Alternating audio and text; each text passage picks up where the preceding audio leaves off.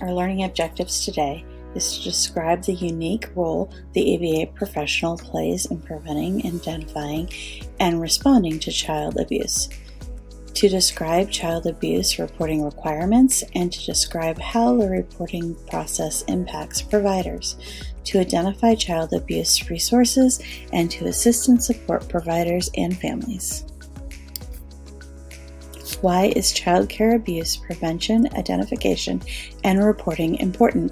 An estimated 895,000 children were determined to be victims of child abuse or neglect in a single year.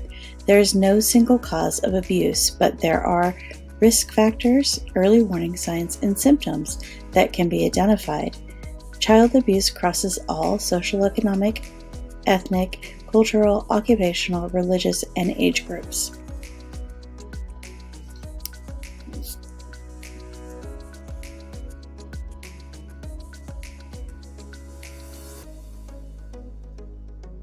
A person working as an ABA provider is required to report reasonable suspicions of child abuse.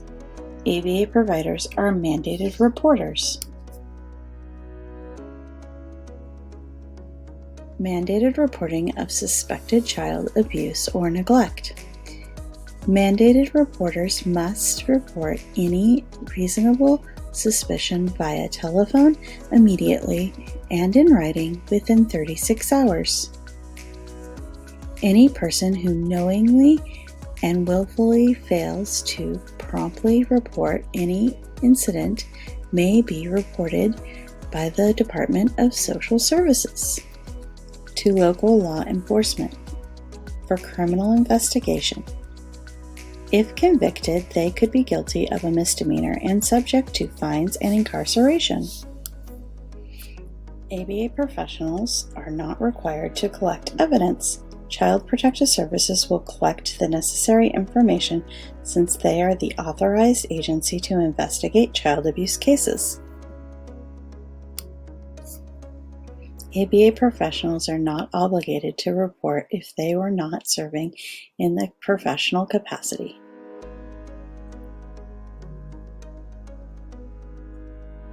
Mandated reporters are immune from civil and criminal liability. Mandated reporters only have the absolute immunity when they are making a report that is based upon information they gained during their course of their work. Failure to report is a misdemeanor resulting in 6 months in jail and a $1,000 fine or both. Failure to report could result in criminal liabilities for failing to protect a child. Reporting laws override ethical duties to protect privileged communication. Research has shown that special needs children are at higher risk. So why are special needs children at higher risk?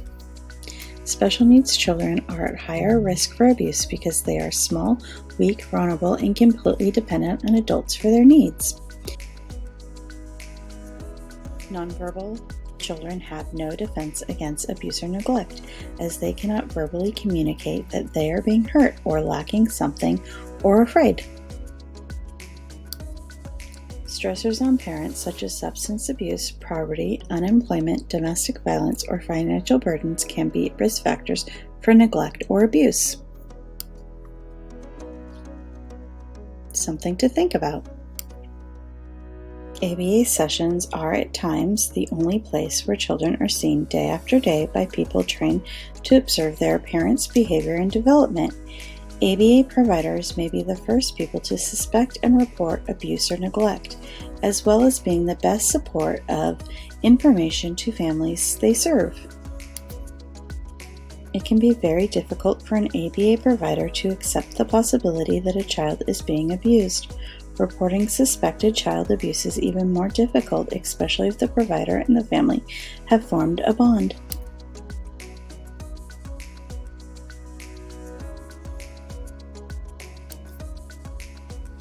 Here's some food for thought.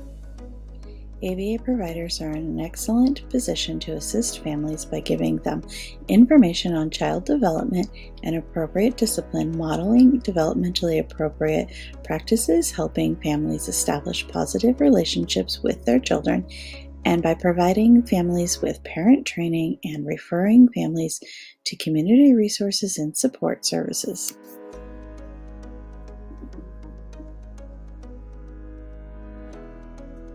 Defining child abuse, national definition of child abuse and neglect. Most states define 4 types of child abuse: emotional abuse, physical abuse, sexual abuse, and neglect.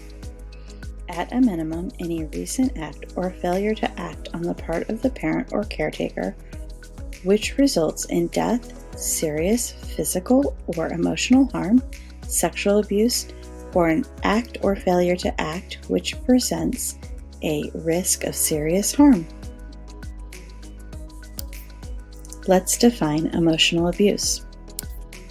Emotional abuse is acts that damage a child in psychological ways but do not fall into other categories of abuse.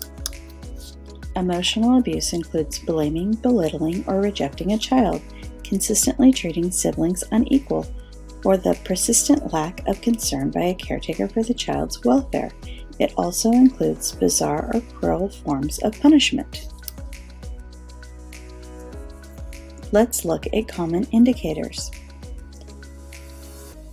Common indicators may include delayed physical, emotional, or intellectual development, habits that exceed the expectation for the child's developmental stage, such as rocking or sucking on fingers, withdrawal, apathy, low social interaction, fear of parent or caregiver, behavioral excesses, passive or aggressive developmental delays. Physical abuse, any intentional injury to the child causing tangible physical harm. Common indicators include bruising or marks on soft tissue of face, neck, back, buttocks, arms, thighs, ankle, abdomen, genitals, or back of legs. Burns or injuries in the shape of the object in which caused the injury, such as bite marks, handprints, cigarette burns, belt buckle markings, or burns from scalding hot liquids. Weariness of adult contact, behavioral extremes, passive or aggressive, vacant or frozen stares, apprehension when other children cry, wearing clothes inappropriate for the weather to cover their body.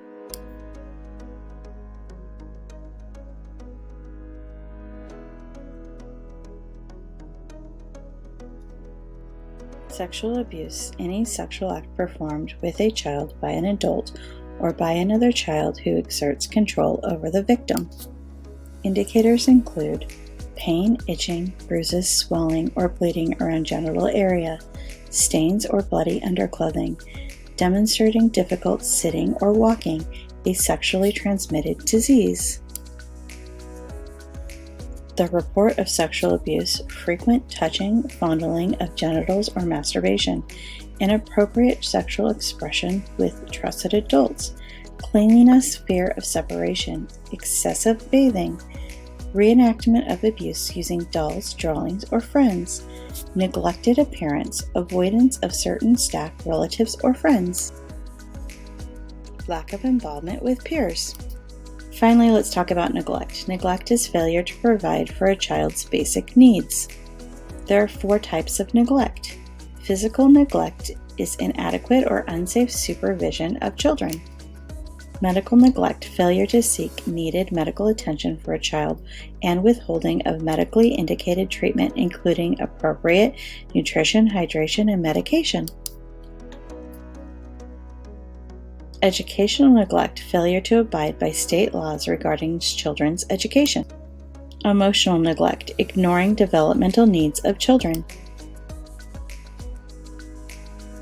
Common indicators include inappropriate dress, poor hygiene, consistent hunger, unattended medical needs, fatigue, whispering of speech, expressionless face, frequent absence or tardy, begging or hoarding food, reports no caretaker at home.